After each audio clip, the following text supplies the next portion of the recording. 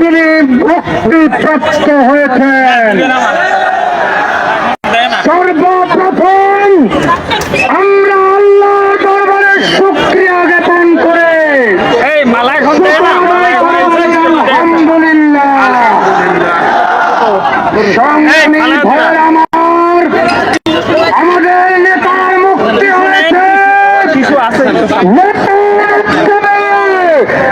আন্দোলন শুরু করতে হবে। জুলুম নির্যাতন করে ইসলামী আন্দোলনের অগ্রযাত্রাকে রুখে দেওয়ার যারা দিবাস্বপ্ন দেখে তারা ভুলের মধ্যে আছে।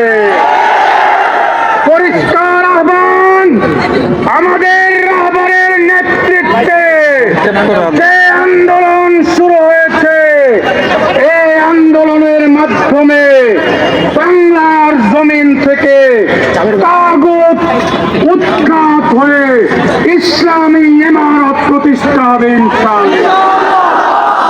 এখন আমাদের সামনে জুমার নামাজ, সংক্ষিপ্ত আপনাদেরকে অভিনন্দন জানাবেন আমাদের কাঙ্ক্ষিত বরণ্য মুক্তিপ্রাপ্ত সিপাহসালার শেখুল হাদিস ইবনে শেখুল হাদিস হযরতুল আল্লাম মামুনুল হক হাফিজাহুল্লাহ।